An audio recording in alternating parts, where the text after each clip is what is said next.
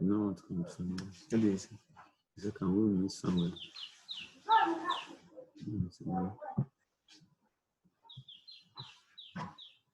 See. What is it? What is it? Yes, no.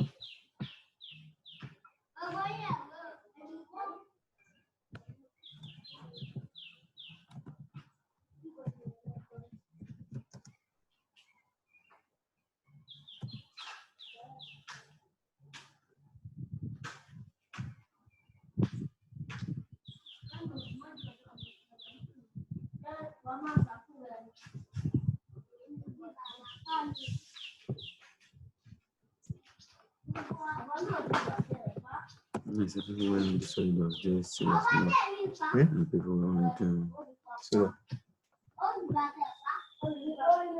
Okay, somebody should.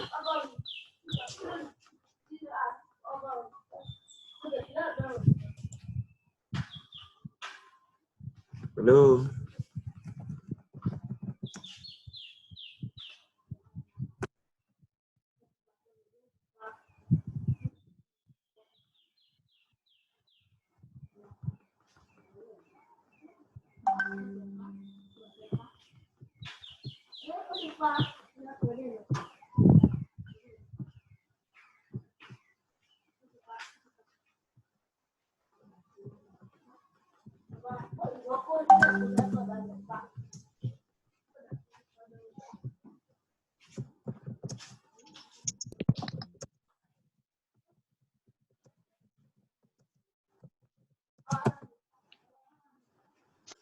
Hello, sir. Hello.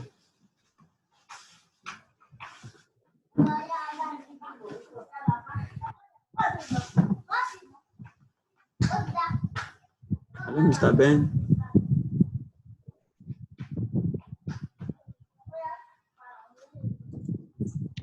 Yes.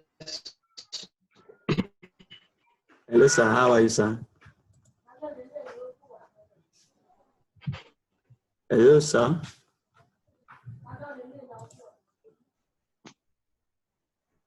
Can you hear me? Just type yes if you can hear me. Yes, I'm here. I'm here. All right. Good morning, sir. How has been your day?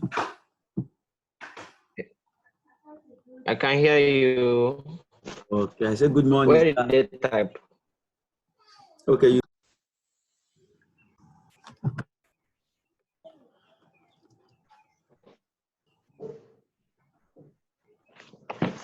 Hello, sir. Yeah. Turns out I'm the only person here. Yes, that's the truth. So, Mr. Ben, from Okay. where, Eh? from where, sir? No, I was part of yesterday's class. Just Oh, join wow. this one. That's awesome. You tried, sir. Thank That's you. really, really awesome. From where? Are you in Ife or which Port state? Harcourt. Port Harcourt. Wow. That's awesome, sir. You are welcome. Okay. Let's just see maybe if we wait okay, somebody is here also now. Okay, Mr. Donald is here also. Let me see if I need to. Yeah. Okay. Yeah. So we are 3 now. He's currently coming in. Mr. Donald is from Abuja. Yeah. Where is your location now, sir? I'm in Ife, Osun State. Okay. Okay. Yeah, we came for training here. We moved from one school to another school to do training for students. So we came for Your training. face is familiar. You've come to UNM before. I This schooled in this year. UNA. No wonder. You are doing Arduino class now. Oh, all right. Yes, I'm the same person. Yeah. Yes. Yeah. Okay. That's everything. Good morning, Mr. Donald. How was your night, sir? Hello, sir. Good morning, sir. Donald.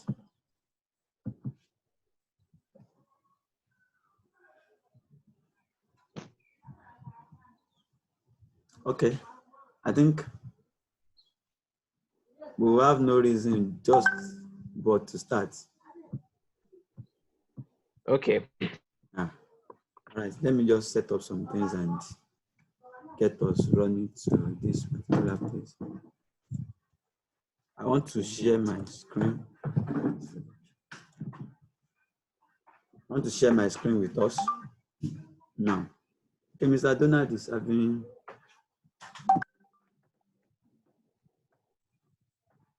All right, sir. Just.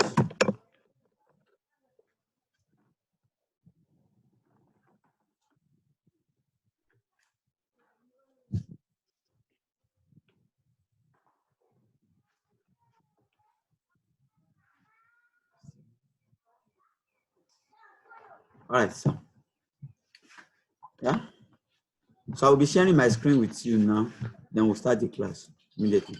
Okay. Just tell me if you are, can you see the screen now? SISAKEST Engineering Services. SISAKEST Engineering Training Services. PV Systems. Can you see, sir? Yes.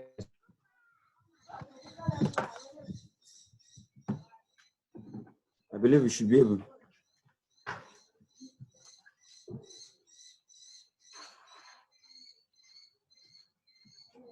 All right. Oh, I can recognize the face now. I said, can you see my screen now, sir? How is everything, sir? Can you see my screen now?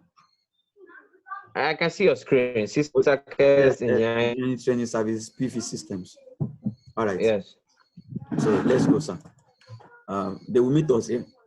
So we'll be talking, this course content, we'll be looking at fundamentals of solar photovoltaic technology. We'll be looking at overview of a PV system. We'll be looking at how to design a PV system. We'll look at how to install a PV system. We'll look at automatic changeover circuitry, and we'll be looking at panel designing and building. So I will just quickly do some,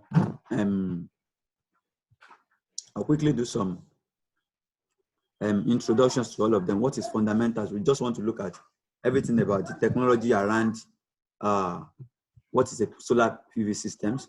Overview of a PV system, we'll be looking at what are the components involved in the PV systems. Number 3, we'll be looking at how can you how can you design a PV system for anybody along your area that you know. And we'll be looking at how to install a solar PV system, automatic changeover circuit, how can you design one, how can you build one. That's what we'll be doing. Everything here will be done practically. Everything working practically. Okay. So panel design, how can I design and build a panel? So our class this morning will be generally want to come to a knowledge of how does solar PV system work? How does this energy is being generated? What are the nitty-gritty along generations of energy? That is what I really want to, because it's like the theoretical basis of everything we are going to be doing. In our company, we don't just train people, just, okay, connect this thing, you will get this. You should be able to know what really happens behind the scene and how did you actually connect them and how you size them together. So under this particular course called Fundamentals of the PV Systems, we'll be looking at the basic principle of photovoltaic effect, characteristics of the solar PV system, solar terminologies, applications of solar PV systems. Then why is solar trending? Why is it that everybody is using solar these days? So we'll be talking about it. Because NEPA is scam now. What is it? NEPA is scam. Wow, sorry. Okay, NEPA is scam, so solar is the solution. Now I understand. All right. You are welcome, sir. All right, son. So, we'll be starting with the suns and the radiant energy. The sun is a very common thing. Everybody knows that 100% of the energy that the earth uses comes from the sun, directly or indirectly from the sun. So we want to harness energy from the sun. What? I say that the screen is not showing well. That's some patches. Is it from you or from network? Or? It's from me, I think so. Is it showing well now? Oh. No. Well, continue. I'll manage. Yeah, it is now. It's showing well now, Shem? Yeah. All right. So we said yes, directly or indirectly, all the energy we get comes from the sun. All the energy we use on the surface of the earth comes from the sun, directly or indirectly. Plants use photosynthesis to convert the energy from the sun to get food for us. Likewise, animal eats the plant to give us animal proteins also. So almost energy that we get from, even the tides, the ocean current, everything comes from the sun. But that is not my work this morning. My work this morning is to look at how did we harness the energy from the sun and convert it to electricity. And that is what solar PV system is all about. We are harnessing the energy from the sun and we are converting it directly to electricity. I will do some little reasons why we need to convert it to electricity, maybe later in the day in this course. And secondly, I want to tell us that it's not only that energy from the sun can be converted to electricity only. Some people convert energy from the sun to thermal, to heat water, to boil things. So that such system is called solar thermal systems, a thermal system. So, but the one we are looking at in this class will be the one that will generate electricity. You can see a solar panel behind me. So, all right, let's start from the very basics. Now, the very basics is that if you have, when I was growing up, I had some little issue. One of my issues with science is that I always think that we live inside the earth. But as a matter of fact, if you really want to understand today, we live, if there's anybody still in my theory, we live on the surface of the earth. So if this is the earth, this is where we live. Where you actually sit now, where your chair, your table is, on top that thing is called the earth. So now anything that happens to the earth, if the earth is rotating, we are rotating with the earth. Now, the sun is somewhere at a distance to the earth like this. The sun is at a distance. Like now, the earth rotates in two different rotations. The earth exhibits two different rotations. One along its axis. So that means there is a central axis that is inside the earth that goes into the earth like this. So the earth rotates along its axis. And the earth rotates along its elliptical orbit. something of this nature. So that's what really happens. Now, as it rotates along its axis, it completes the rotations together. It rotates along its orbit also together. Now, if Earth rotates one complete revolution along its axis, that gives us a day. That responsible for day. Then, if you rotate complete revolution along its elliptical orbit, that gives us a year. It takes 24 hours for Earth to rotate along its orbit, while it takes 364 1/4 days for Earth to rotate along its elliptical orbit. Now, all such rotations is that the sun is a fixed object, while the Earth rotates around the sun, the planetary orbit. All right, if we have set those very simple bases. Now, I want to do another experiment for us. This class, I will be demonstrating so many things with experiment. Imagine what happens to my hand as it gets closer to the camera. My hand gets bigger and it gets smaller as it gets back away from the camera. Yes.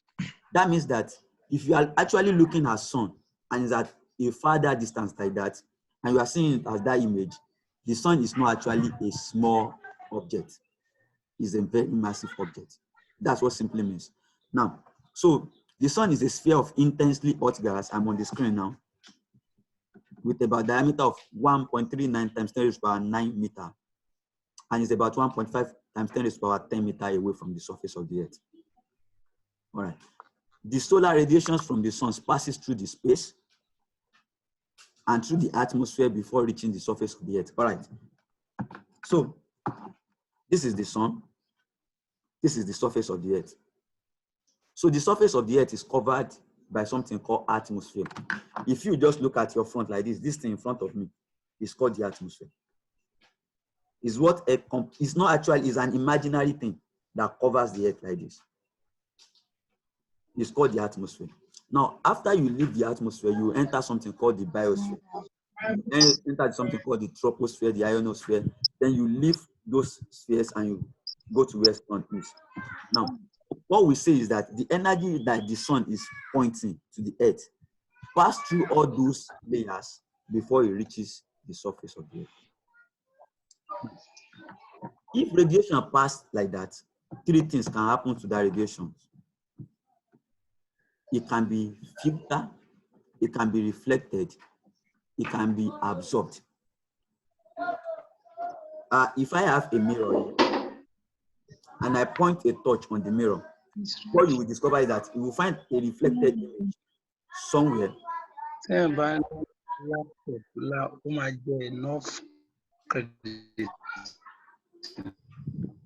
That data, so there is a part of radiation that you point, it's a part of a torch you point also that will reach where you are actually pointing it to.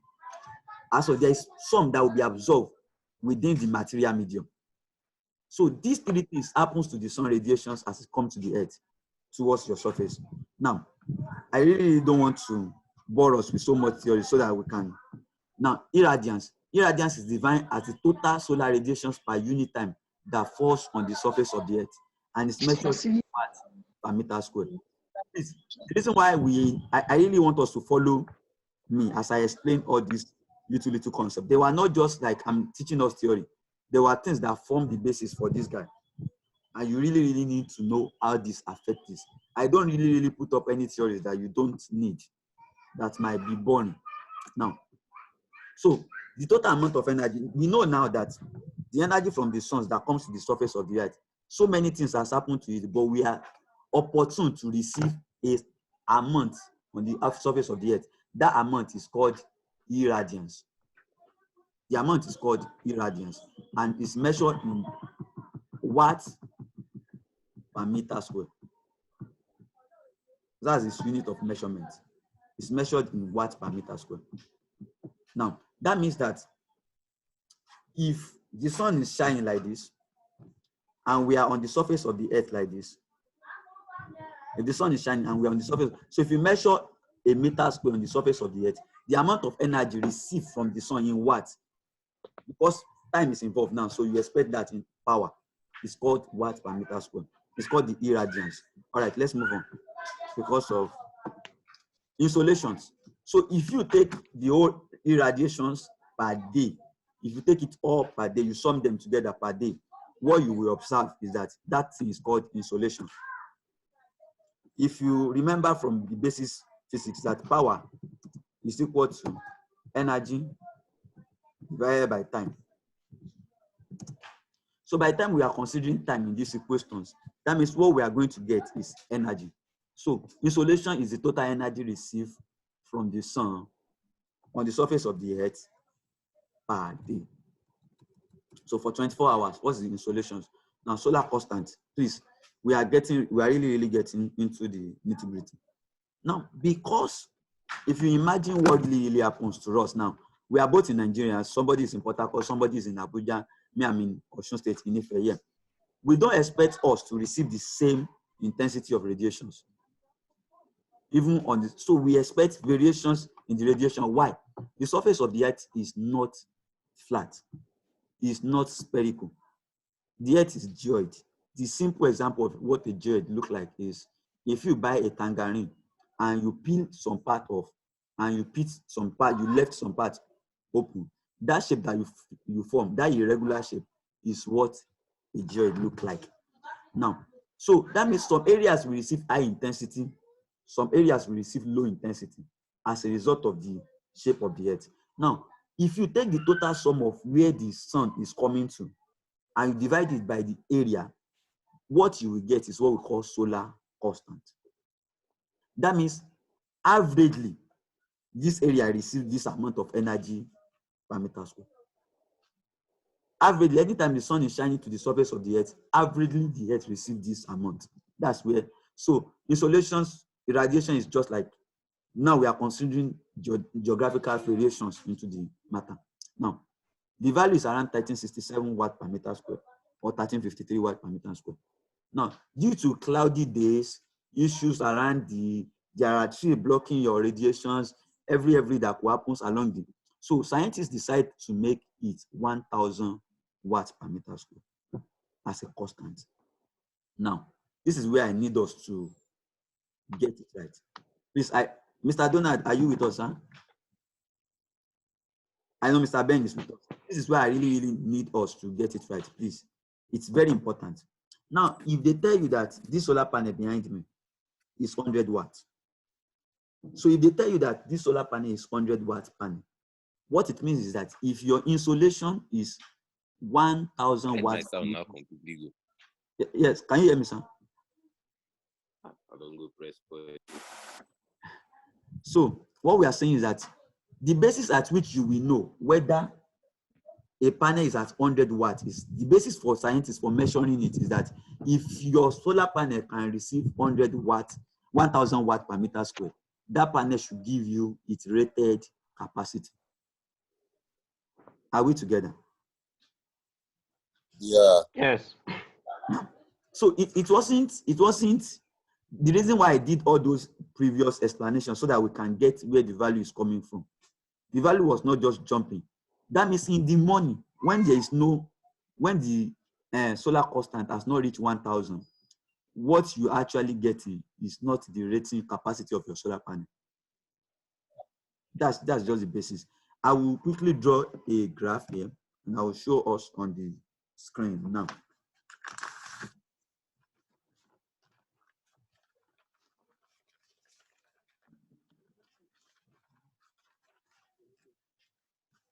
So the graph is linear. So if you plot the graph of insolation in watt per meter square against power in watts, what you will observe is a linear graph, something of this nature. That means when your insulation, so if I take this point now, all right, I'm coming. So this is the rated power, and this is 1000. Now, please, I don't know if you can see my screen very well. So, yes, for the inversion. So this is 1000. So the rated power they gave to you was the power you will get at 1,000 insolation. So what we are saying is that possibly you live in an area that your rating is not, the energy you receive as per sun to that area is not up to 1,000. You won't get that power. Now, possibly, peradventure, you live in an area that is getting more than that. You will get more than that power. That is the basis. If I turn these solar panels back to you now, you will see where they wrote it there that all these things, all these ratings were done, assuming that this is at 1,000 watt per meter square. Now, Nigeria is a very good country. We are blessed. I have taken a solarimeter. The instrument for measuring insolation is called solarimeter. I'll take a solarimeter for some times to measure. If you look at the intensity we are having where I am now, this one should be around 800 and something. So sometimes in Nigeria, where I've stayed in Osuka, stayed in Benue, stayed in Osun, sometimes we get around 1,600. So that means we can actually do well, more than the basis, more than the baseline. No. So, and I said this value is the basis for calculating the PV output. The module output is calculated from this basis. And that is what I just explained. I hope I could be able to turn these solar panels back and show you that all these conditions, everything was measured at 1,000 watts per meter square. And that's what we try to explain. That now, radiations from the sun can be absorbed, can be reflected, and can be filtered. Now, some areas are actually blessed that they receive something called beam radiations. Beam radiation is that radiation that was not distorted by anything. It just came directly from the sun to the surface of the earth. So that is what really happens in beam radiations. But why we have radiation, diffuse radiation, is the one that has entered the cloud has scattered it before it reached the surface of the earth. Where if I would tell us that Nigeria is not blessed in that area, Nigeria doesn't receive beam radiations, we receive diffuse radiations from the sun. Well, isn't beam radiation not dangerous? Yes, I think it's dangerous also. All right. So, sorry, continue. Yes, so we are still lucky. All right, at least we are lucky because I don't know if you have passed through Nasarawa Axis before.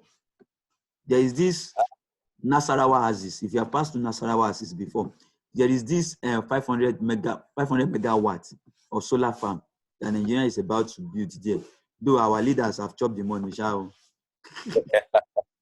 No, I've heard of it, but I've not passed there before. I have passed the place. The site is still there. The banner is there. But there is not even a panel. One panel is not even there. They did not even clear the ground. You don't see the banner that we want to do this thing though. But we really have some rubbish leaders here, Sha. But the Lord, seriously, they are really dealing with us. I believe we should come to a level. There are people in this country. I've met people that they have something in their head to offer. But yes, actually, yeah. But did you hear the information about the boy? It's a mini hydro dam. Forgotten the school while we were still in UNN. The boy made a small hydroelectric power source. You understand? Yes. Government applauded the person, and that was the end. We've not heard about the boy again, nothing. And this is what the white men are really utilizing these things against us. They will come and carry that guy from Africa, take them to their country and drain him. I mean it, drain the guy. Drain him of everything he has in his head. It shouldn't be now on a very good place. It shouldn't be. Well, this is our country. Well, maybe God can change something. Let's continue, sir. Yes. Because when men decided that they don't want to, the sun and its radiant energy, right? We are still continuing. So solar cells are devices which convert solar energy in form of radiation directly into electricity. Now I need to explain what the key word here is actually directly. The keyword there is actually directly. There are so many energy systems that you will find around. There are so many energy systems you will find around. What they do is that they convert one form of energy to another. But what we are saying is that in solar, welcome Mr. Onadite. What we are saying is that in solar cells, what they do is that they convert it directly to electricity. Now, for instance, if you have a steam power plant, you want to generate electricity, what you first of all do is that you burn your fuel. That means you convert your energy stored, a chemical energy, into its energy. From its energy, you use it to boil water. From boiling water, you convert it to a mechanical energy, you use it to turn a turbine. From turning a turbine, you convert the turbine shaft to a generator, and you generate electricity. But what we are saying in solar cells is that as it's taking the form of energy from the sun, it's giving you electricity state. It doesn't do any other internal conversion from one form to another form, to another form, to another form. So as you get it, you get electricity state. Now, there are so many systems that does that. So all energy systems that does that, they are categorized under one topic called direct energy conversion. One of them is TEG, thermoelectric. It does the same thing. It takes one form of energy directly to electricity. One form of energy directly to electricity. That's what we mean by direct energy. Fuel cells is another very good example of direct energy conversion. So solar cells is one part of them. So they use light sensitive cells to convert the photo energy into electricity. Use PV system, photo meaning the light, then photovoltaic referring to electricity. So you are welcome, Mr. Onadi. Yes, thank you. Yes, sir. All right, sir. Thank you, bro. Yes, sir. We have been like 30 minutes into this class, but let's see how it happens, sir. But we are just laying the basis at which electricity is generated from the panel, and some ratings. All right. Those values you see, those ratings you see, where they come from and how they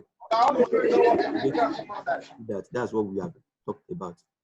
Now, all right.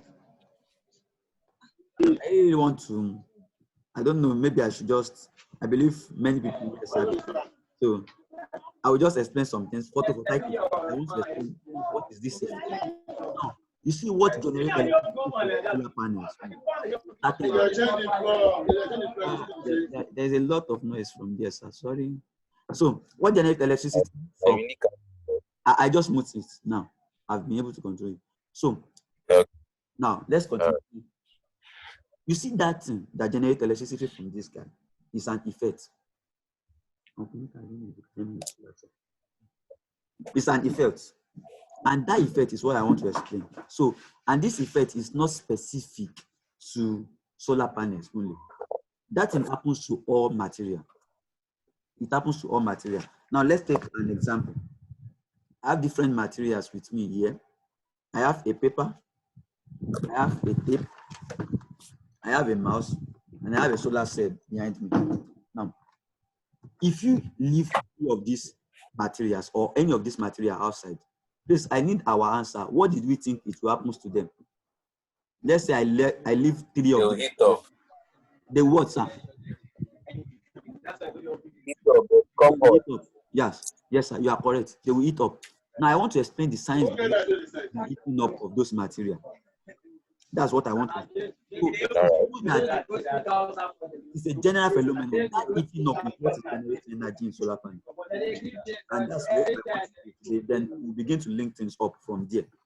Now, you remember from secondary school chemistry that average kinetic energy of a molecule is directly proportional to its temperature. That's one of the kinetic theory. Now, what we are saying, and the molecules of solid are closely packed. That means they have a small loose space for them to move. I will not do so much theory, but I want you to understand the basis. Now, look at what happens. No, I remember. Yes, look at what happens. Because the molecules were close together, what we are saying, if you understand that theory, the theory says that two things can be converted. The movement and the temperature changes. the movement and the temperature changes.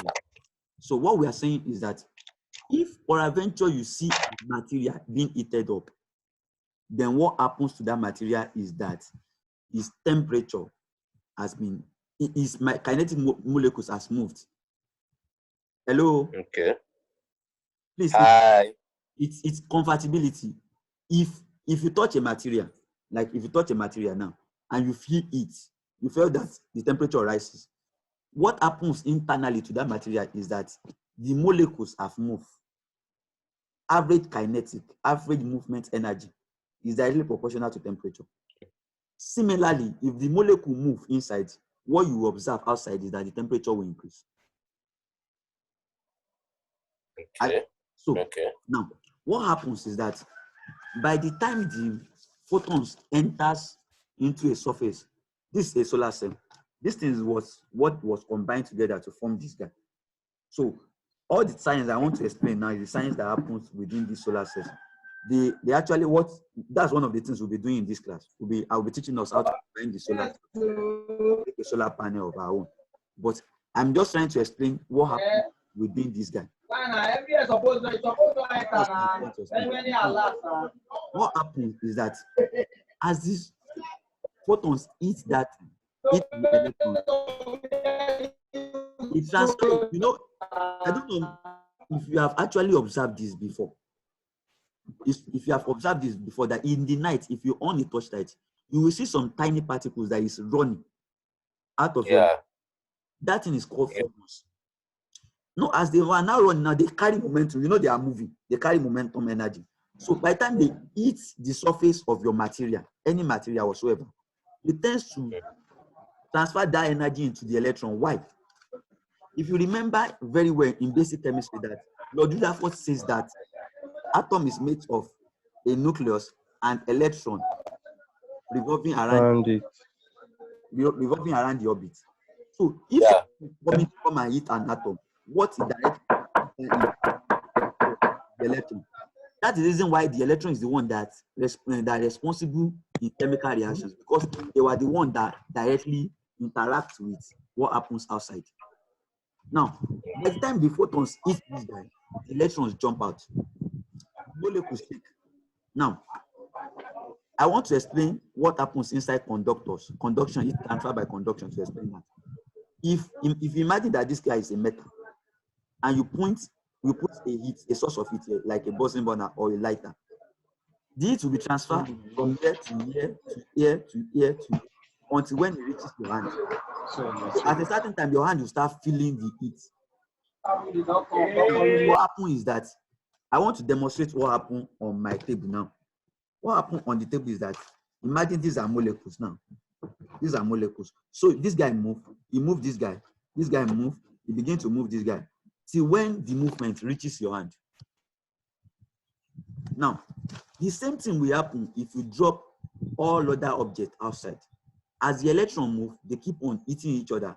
The molecule keeps moving, then you begin to feel the heat. Now, what happens? You will have discovered that adding being you put a metal object outside and you put an insulator object. A metallic object will get heated up faster than a non-metallic object. Reason being that in a metal, there are more valence electrons that are free to move. What is the definition for valence? How simple can I explain what a valence electron is? If you take an onion, you take onions in your hand. That last part of onion that you can just do your hand like this and the thing will peel off. That one is called the valence electrons. So there is this part of electron that you can easily remove. So as that's the valence electrons. So now what happens is that because metal has more valence electrons, so it can easily generate that movement very fast. And by generating that movement, you can get more heat. So because more movement will be generated in metals. Now, please, did we get this thing that I just explained now? Yes, I understand. Yeah. Now, conversely,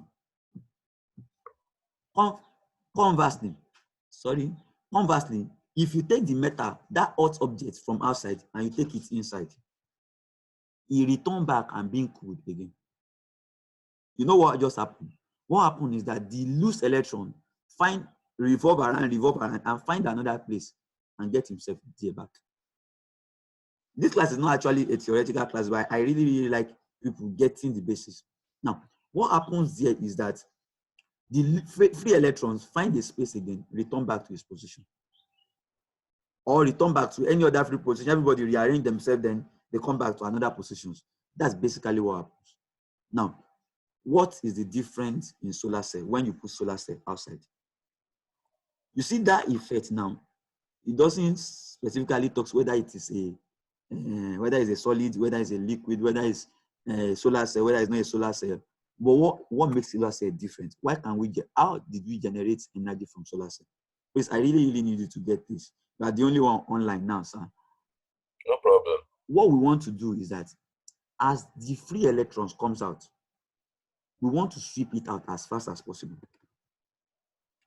Now, how did you get electricity in your house? Electricity is gotten by something called potential difference.